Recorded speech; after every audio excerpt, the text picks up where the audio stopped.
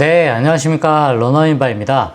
달리기를 사랑하는 많은 분들이 꼭 겪으시는 게 있는데요. 바로 부상입니다. 더 빨라지기 위해서 혹은 건강하기 위해서 시작했던 달리기가 결국에는 의무감으로 바뀌게 되고 부상이 오시는 경우들이 많은데요. 저도 역시 마찬가지였습니다. 매번 훈련량을 조금 강하게 가져가게 되면은 여지없이 발목이 시큰거리고 부담스럽기도 하고요. 저 같은 경우에는 족저근막염, 그 다음에 신스플린트, 그 다음에 제가 부주상골이 있는데 아주 심하게 부어오르기도 하고요. 가끔은 발톱에 멍이 들기도 하고요. 이런 끝없이 많은 부상들을 우리는 겪으면서 달리기를 이어나가고 있습니다. 조금 괜찮아졌나 싶어서 잠깐 다시 달리기를 시작해보면은 여지없이 아팠던 곳이 더 큰 회오리로 돌아오기도 하는데요.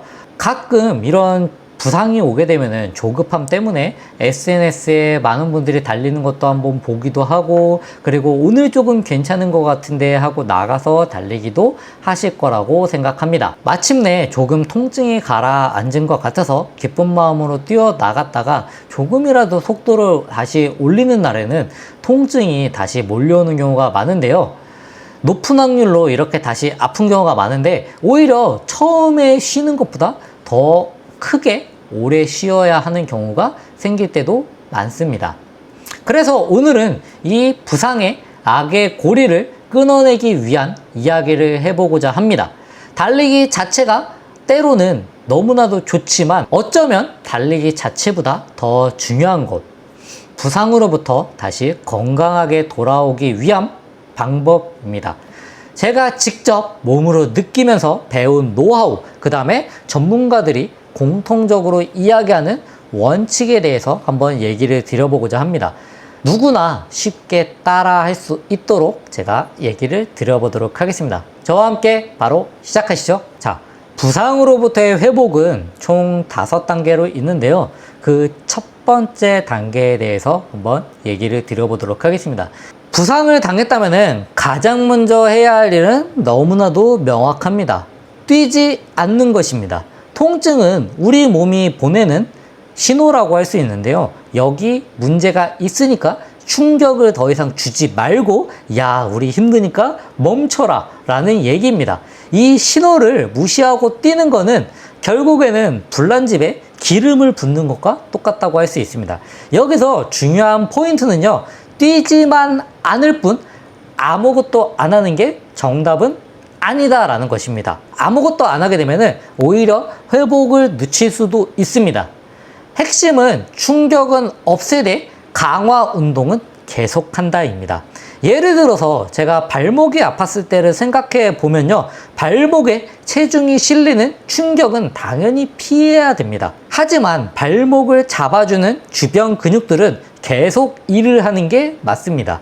그래서 저는 매일 2가지를 제가 실제로 했는데요. 바로 고무밴드 운동과 외발서기였습니다. 밴드를 발에 걸고 앞뒤로 천천히, 양옆으로 천천히 직접적인 충격은 없애면서 발목 주변의 근육들을 깨워주는 활동을 했습니다. 그리고 외발서기를 했습니다. 바로 한 발로 이렇게 한 발로 1분씩 버티는 것입니다. 처음에 쉬워 보이지만 막상 해보면 몸이 계속 흔들릴 수밖에 없습니다. 이거는 단순히 근력 운동이 아니라 내 발목의 위치를 정확하게 인지하도록 훈련하는 고유 수용성 감각 훈련이라고 한답니다. 저도 잘 몰라서 한번 찾아봤습니다. 이 감각이 좋아져야 나중에 내가 또 삐끗할 수 있는 것을 막아준다고 합니다. 눈을 감고 하면은 훨씬 더 효과가 좋고요. 그리고 심폐지구력을 유지하는 것도 중요한데요. 이때 자전거, 수영, 일러티컬 같은 저충격 유산소 운동이 아주 좋은 대안이 될 수 있습니다. 당연히 여기서도 욕심은 금물입니다. 옆 사람과 편안하게 대화할 수 있는 강도, 조금은 내가 움직였다 라는 정도의 가벼운 느낌으로만 CC를 해주셔야 합니다. 예전에 제가 의욕이 넘쳐서 자전거를 너무 세게 타다가 오히려 무릎에 무리가 갔던 경험이 있습니다. 모든 과하면 안 됩니다. 1단계의 핵심, 뛰지 않는 것은 쉬는 것이고 강화를 통해서 훈련은 이어나가야 된다는 것입니다. 두 번째, 2단계입니다. 다시 땅을 딛는 첫걸음, 바로 워크런을 실시해 주셔야 됩니다. 이제 조금 시간이 지나면 통증이 많이 줄어들고 걷거나 계단을 오르내리는 일상생활하는 큰 부담이 없어졌을 거라 생각합니다. 기간은 사람마다 다를 수 있고요. 그러면 이제 달려도 될까요? 맞습니다. 당연히 달려도 되는데요. 하지만 전력 질주나 인터벌은 금물입니다. 우리의 몸이 다시 달리기에 적응할 시간을 충분히 주어야 됩니다. 이때 가장 안전하고 효과적인 방법이 바로 워크런이라고 할 수 있습니다. 워크런이라고 하는 거는요, 말 그대로 걸었다가 뛰었다가를 반복하는 것입니다. 방법은 간단한데요. 달리기 시간을 점진적으로 늘려가는 것입니다. 1주차에는 4분 걷고 1분 조깅. 이거를 5번에서 6번, 총 30분 정도가 되겠죠. 2주차에는 3분 걷고 2분 조깅. 그 다음 3주차에는 2분 걷고 3분 조깅 해서 조깅 시간의 비중을 점점점 늘려나가는 것입니다. 마치 아기가 처음 걸음마를 떼듯이 우리 몸이 다시 달리는 방법을 차근차근 알려주는 과정이라고 생각해 주시면 됩니다.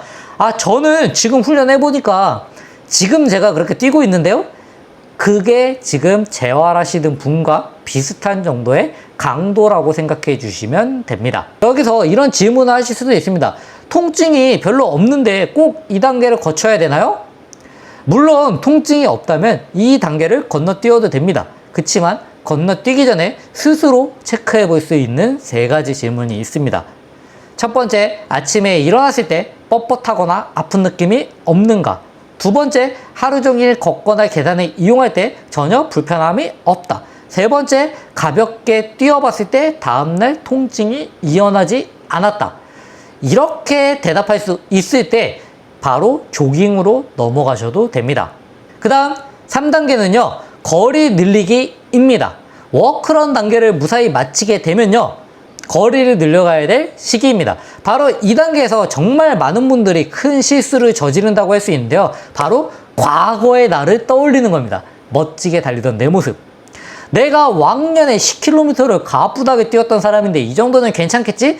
이 생각이 가장 위험합니다. 부상 복귀 후 내 몸은 예전의 몸과 다릅니다. 그래서 기준점은 철저히 현재의 내가 되어야 합니다.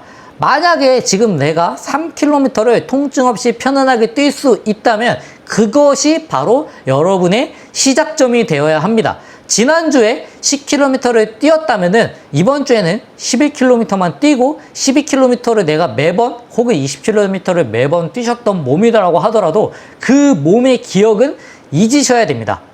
한 번에 가져라고 했다가 괜히 무리했다가는 다시 복귀 과정으로 오는 시간이 더 길어질 수도 있습니다. 어제보다 조금이라도 더 달렸다면 그거는 바로 엄청난 성공이라고 할 수 있습니다. 네 번째, 천천히 속도 올리기입니다. 거리가 어느 정도 예전 수준에 가깝게 회복이 되었다면 슬슬 속도에 대한 욕심이 생기기 시작할 거라고 생각합니다. 이제 조금 더 빠르게 뛰어볼까? 라는 생각이 들기 마련인데요. 물론 속도도 다시 찾아와야 됩니다.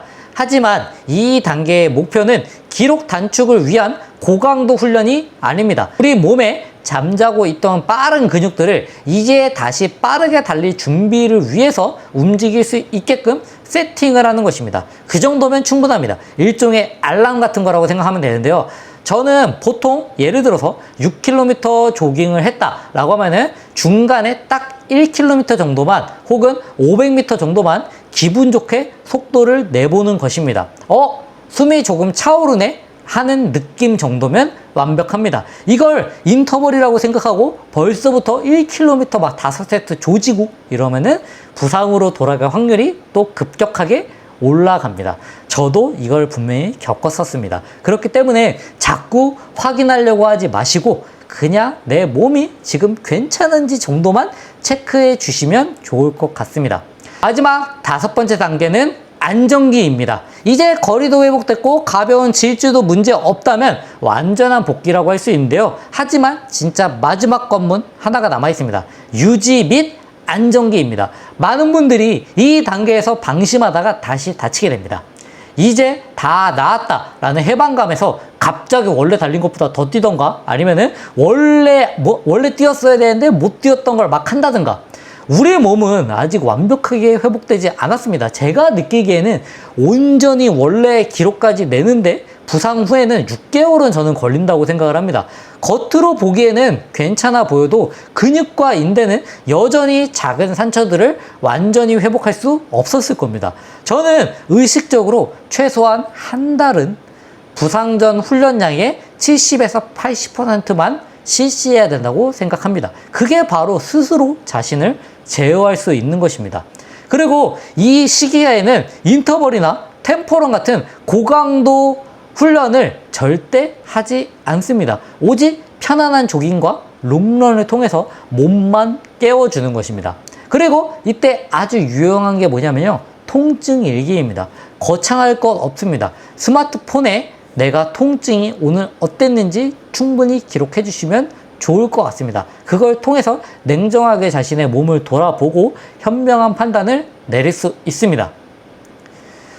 자, 요약하자면요, 제가 5단계로 얘기를 드렸습니다. 1단계, 뛸 수 없을 땐 충격이 없는 강화 운동을 해라. 2단계, 다시 시작할 땐 걷고 뛰는 워크런으로 해라. 3번째, 거리를 늘릴 땐 과거의 기록이 아닌 현재의 나를 기준으로 해라. 4번째, 속도를 올릴 땐 기록이 아닌 그냥 단순히 조금만 자극을 준다는 느낌으로 해라.